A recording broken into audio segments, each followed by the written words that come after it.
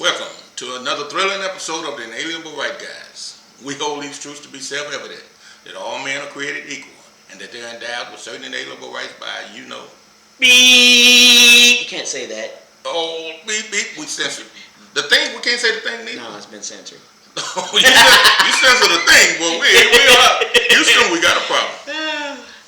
Yeah, so, that's one of the things we wanted to talk about it, So at this point in time, they're starting to, try to censor conservative voices. And the last couple of days, they took down Parler. Parler's now suing Amazon. Amazon was the one that, I guess, hosts the site. Their cloud services host the site. And so they're, I think Parler's suing them. I think Rumble's suing them too, which is they're kind of related. And of course they were taken off of the Google and or Android and Apple app sites and everything. And of course Twitter banning Donald Trump completely. Facebook is, they're doing stuff left and right. I know that past few days I've seen several people that I know that said they're through with Facebook and they're getting off of it. That's, again, our inalienable rights. We have the right to free speech. Now, we can be held accountable for our speech. Of course. The whole fire in a crowded room, type of thing. You can be held accountable for what you say.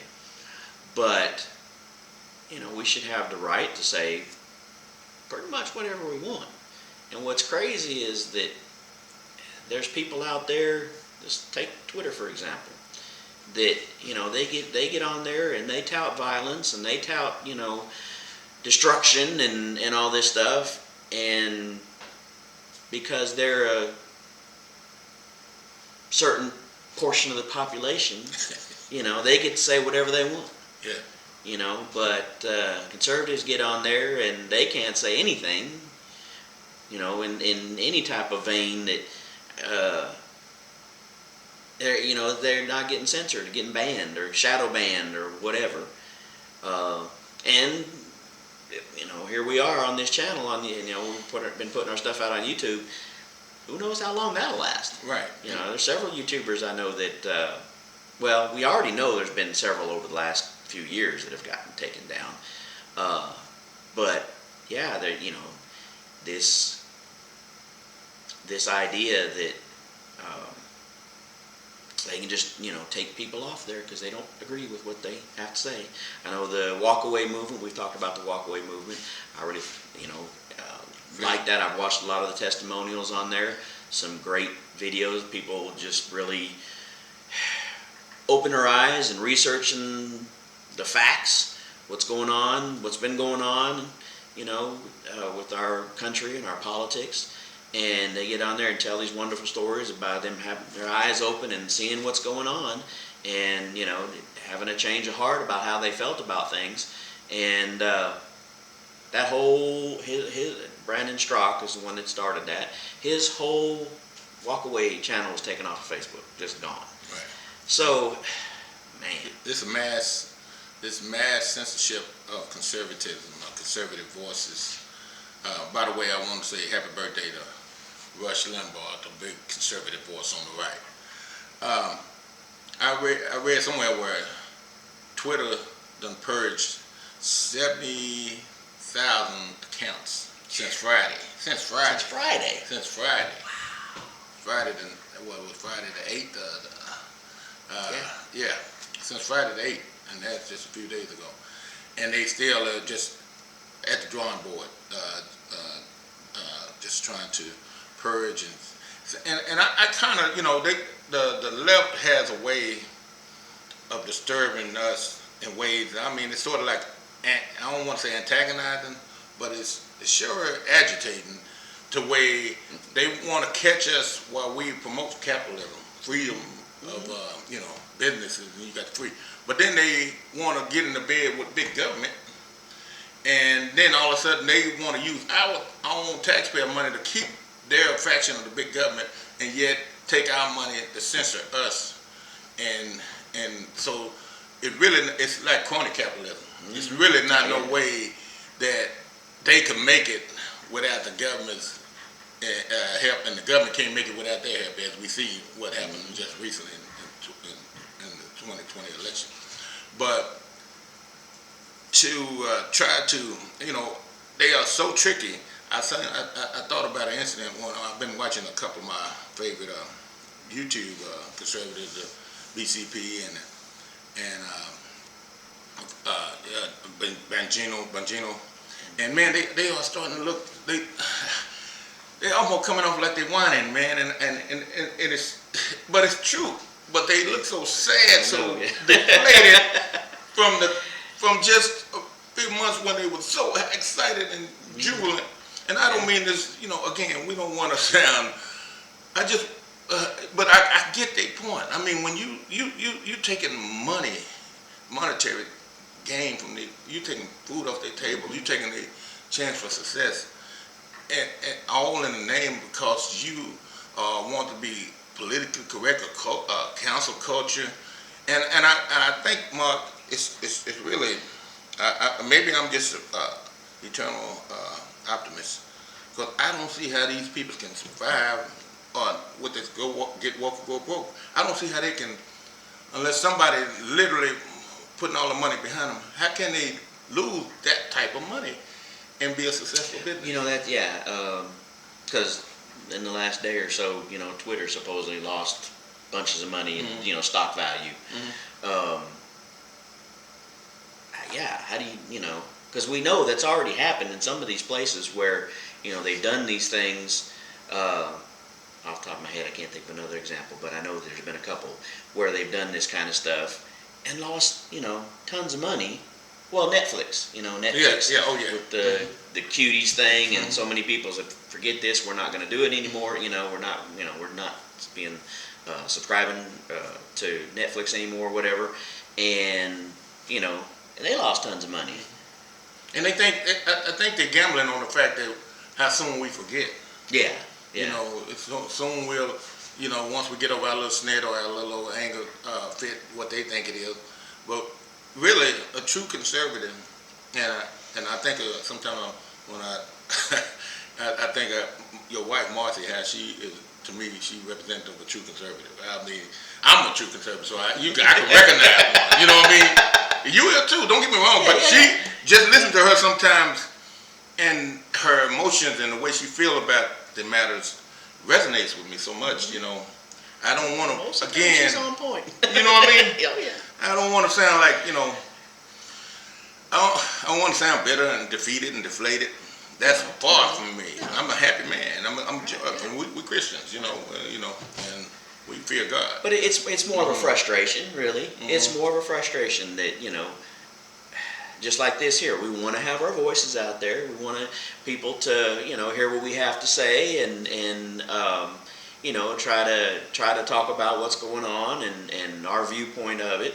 And when that so many others out there, because our channel is small, so I mean it's just getting started. But so many of those others like Dan Bongino and some of these that, man, they got huge platforms, right? And when you see them getting deplatformed and getting banned and all this kind of stuff, and it's just like, man, and then one of the big the big thing is all these tech companies, they're all in cahoots, they all know each other, they all kind of on the same same wavelength with everything, and it's like as soon as one does it, then it's right down the line. I mean, it started with Alex Jones. That's been over year and a half, a couple of years ago. Started with him, and Alex Jones. I've listened to him before. Some of his stuff is just as sounds just as nutty as fruitcake. But other stuff, I've heard some of the stuff he says is pretty right on, and I never watched him a whole lot, but I've seen some of his stuff, and but the idea that you just okay, we don't want to talk to him, we don't want him on here, so, once one of them bans him, then boom, boom, boom, right down the line, just like with Parler that we mentioned earlier. They just bite down the line. Yeah, just like Google, and their search engines, if you go in there probably and search a man, you're going to get a woman, and then you're going to be an a moron. That's what I heard. Oh, yeah. So they are trying to reinvent the wheel, if you ask me. So the conservatism and this mass censorship of us, or even I heard incidents where anyone that supposedly was even a congressman or something that said that no one should be hire any one of Trump people after he leaves office, that that it's going to be trouble. It's going to be. I mean, it takes a mean person to try to censor a person from making a living or from being happy or exercising their constitutional rights and their freedoms. I mean, disagree, agree, whatever it comes down to. So these mega conglomerates, they've been putting this together for quite some time. And the irony about it, and this might get us in trouble, but irony about it is like China is pulling all the strings. Yeah, that's a whole other subject. We need to get into about them. If you say anything about them, you all of a sudden you the enemy about another country, a communist country at that. Yeah. And here we are, as America, and freedom-loving people, and you want to censor us from just speaking our mind. Well, one other thing, you see when you talk about this or you see this, like on Facebook or whatever, what's the first thing they want to say? Well, it's its own company. It can do what it wants. Right. It's a capitalism. They want us to buy into that. And it's like, okay, so if a baker wants to bake a cake or not bake a cake for somebody, that's his own business. That's his own business, right? Yeah. All these businesses that have been shut down and shuttered and whatnot, they should have been open all this time, right? Because it's their business, right? They can do what they want, exactly. right? Plus, they ain't tax exempt. They don't get the exempts that Facebook gets from the government. They don't get that. Yeah, they get. Well, the main thing is the exemption, that 230 exemption, which we mentioned, I think, in one of our other videos. That some on the right want it to be abolished, but it really needs to be reformed and not abolished. Okay. But basically, for that reason, that as long as somebody's not out there, again, inciting violence and talking about killing somebody or whatever it is, that they're talking about that is already restricted speech anyway, for legal reasons, then they should have the right to say whatever, and I've seen it before. People have talked about this idea that, I may not agree with you, and I may not agree with what you say, but with the exception of the restrictions that I just said, you should be able to say whatever you want, and I shouldn't care. I mean, you say what you want. We can debate it, we can, talk about it, whatever, but you have a right to say whatever you want. Same thing. We should have the right to say whatever, and these companies shouldn't be able to censor us. That's exactly right. The old adage, you got a right to your own opinion, but you don't have the right to your own facts. Facts are facts. So, that's why us conservatives, again, when we are in, I guess, a dialogue with others of different ideologies and different point of views, we sit back and listen and learn, because either both of us are right or both of us wrong. I mean, both of us wrong, or both of us right, or one of us wrong and one of us right. But the mere fact is, when you have conviction, and then you have to live with your convictions, and you have to, and that's how you prosper, by things that you know to be factual. Well, it's really no contest when the people on the left think we're contending with them, but we are not. We're only trying to. It's just like marriage, between a male and a female. We're not saying, and they saying marriage is anything else outside of that. Well, they are the one doing the attacking in my ideology. Is that I'm not attacking. I'm just saying this is who I am, and we can live together and prosper together with them separate point of views. But when you attack one, then you put the other one on the defense, and that's when it becomes an issue. But it's really not no issue about how people decide to live their life in this free country.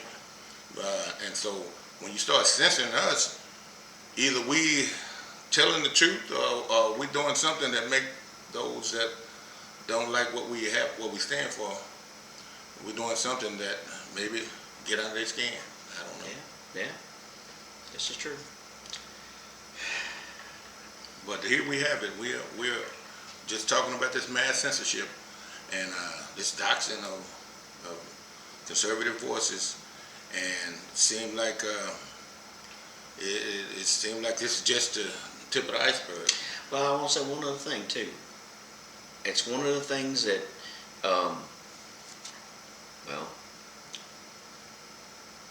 we, just because we're Trump supporters and we like what Trump has done, there are things that I wish he had done.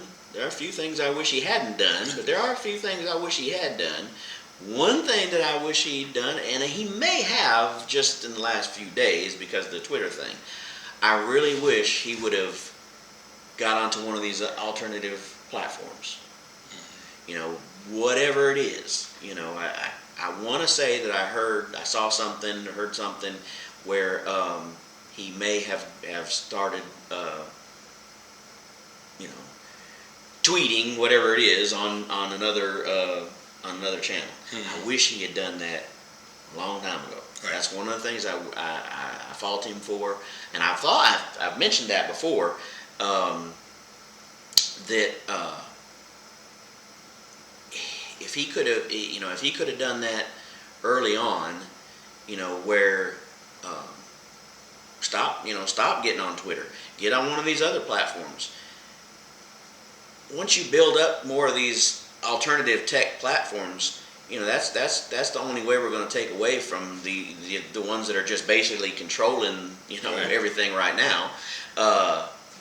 And that's what's frustrating, is because now we want to try to and people have been doing it for a little while now, but try to get on these sites like Parler, and what are they doing? They're trying to shut them down.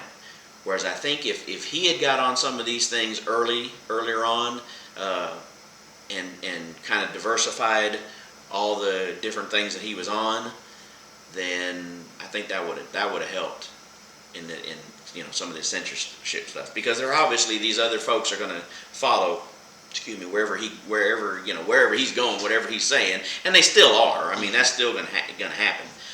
So even if he does get on a different one, he's they're still going to follow him. They're still going to be on there. But I wish he had done that sooner.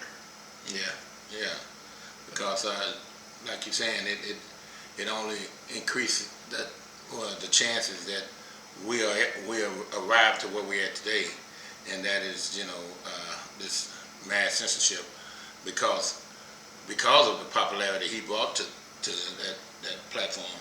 Is that they feel emboldened, and they feel monopolized, that no competition, so they feel they can do pretty much whatever they decide. And doing this to the President of the United States, that's something that the audience and those that listen to us need to know, that the President of the POTUS, the megaphone. So if they can do it to him, I mean, us, we just, they just expect us to fall in place. Yeah, exactly. I don't know. So we'll see if, like you say, we'll see how long our voices can be heard. I hope I hope we can continue. But we have hopes for the future and keep our channel going and let it grow. But who knows? We'll see. 2021 is going to be a crazy year, I can tell. Stay tuned. Yeah, stay tuned. The inevitable right, guys.